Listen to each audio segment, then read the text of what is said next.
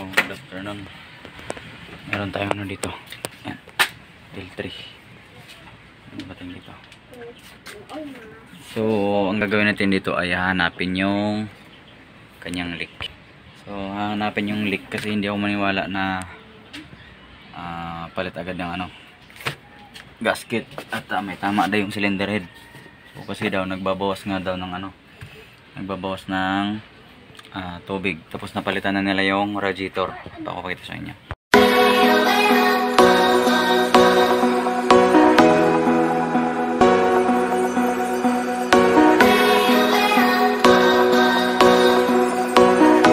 So papacheck agad nila. Nagpalitan sila ng radiator. So L300 to, 4D56. So sinilip ko yung timing belt nya, no, pati yung water pump. Kasi yun din ang number 1 na ano, pagkasira na yung water pump, magbabawas din ng tubig yan. Nang problema naman pag nag-umpisa pa lang na magbabawas yan, pag umaandar ka, walang leak yan. Yung water pump dito, itong nasa ilalim nito, walang leak yan kapag umaandar. Pag pinatay mo naman, doon mo ano yan, papatak yun, unti-unting papatak, no.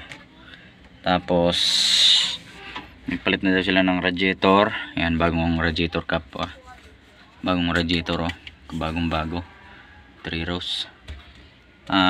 Ganun pa rin, nagbabawas pa rin ng tubig. So sabi ko, nagpalit na ba ng mga hose, bago na ba yung mga hose? Sabi lang kakapalit lang daw dati pa, pero hindi sabay sa ano, sa pagbili ng radiator. So bali lumalabas ito, noon pa napalitan, pero okay pa daw. Pero sa tingin ko ang tigas, hindi ko alam kung may pressure to o wala. Malalaman natin. Meron. Ang lakas ng pressure nya. Sabagay mainit pa to, mainit-init pa. Tapos naka aircon kasi to So matigas talaga. Nag-check na ako ng mga ano, leak. So i-check natin. Nag-check na ako dito sa taas. So mamaya doon naman tayo sa ilalim. So sa taas walang leak dito, yung ano, yung mga radiator hose, no. Yan, dito wala din. Sisilipin ko na lang muna sa baba. Okay? So L300, problema, nagbabawas na ng tubig. So ngayon nandito ako sa ilalim nya, sinilip ko ano. Kita ko yung alternator basa. Yan, may tubig. Yan, tubig yan, yan. So basa dyan, may basa din dito. So yung alternator is wala naman tubig yan, syempre. Langis meron yan dito sa vacuum. Yan, vacuum nya. Wala sa alternator, walang tubig yan. So direct tayo sa taas kasi nandyan yung hose. Charan! Yan na, ang ebidensya. Siguro naman malinaw na yan. Nagbaklas ng ano, elbow.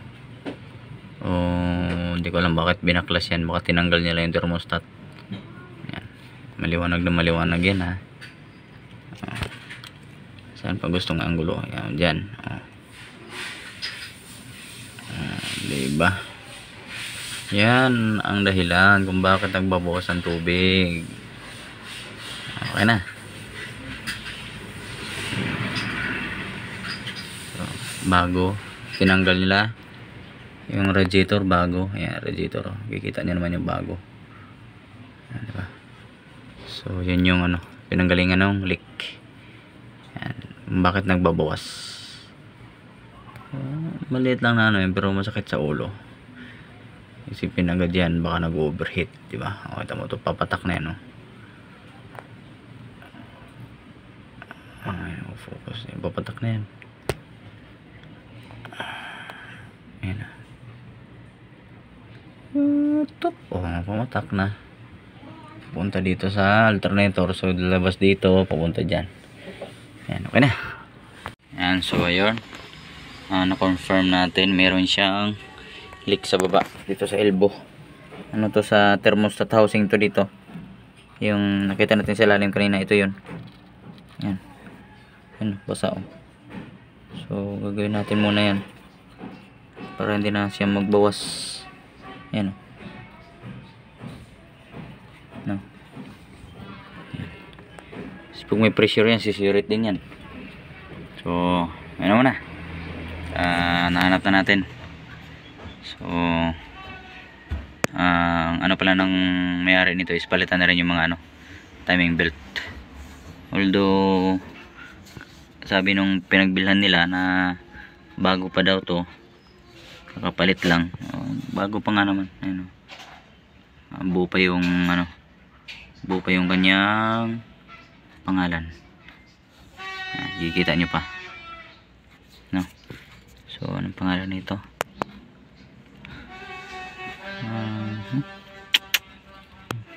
Baliktad pa, imbis na pag ganun pakanan, pakaliwa yung pangalan. Bali, papalitan na rin naman natin yan. Ayan na, palitan to. Tapos sabi ko pag isang gawaan na lang, kung may budget sila na pang water pump, palitan na rin ng water pump, sabay na rin sa pagbaklas nito, diba? So ganun na rin babaklasin na rin. So yun na muna. At least meron tayong idea kung bakit nagbabawas siya. So nakita na natin yung dahilan, no? Nandun siya sa thermostat housing, may leak doon. Okay, so bago pa naman lahat ng belt, pero puro malaluwag no? Bago, ganyang kaluwag. Tapos yung sa alternator nya, maluwag din, sobrang luwag din. Aircon, sobrang luwag din, maluluwag lahat ng belt. Ganun talaga kasi pag bago ang nilagay mo, magamit mo na ng ilang beses yan, luluwag yan, lalapat yan dun sa pulley. So i-adjust na lang din natin yan. Okay, so hanggang dito na muna, and maraming salamat sa mga patuloy na sumusuporta sa aking mga videos, no? So thank you very much. So kita-kits na lang tayo sa sunod ng aking mga videos.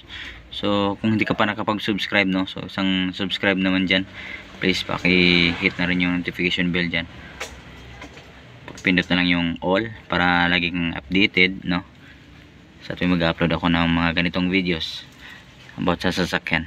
Okay, so baklasin ko na muna tong ibang i-upload ko rin to sa susunod na mga upload ko, na pagpalit nitong mga belt.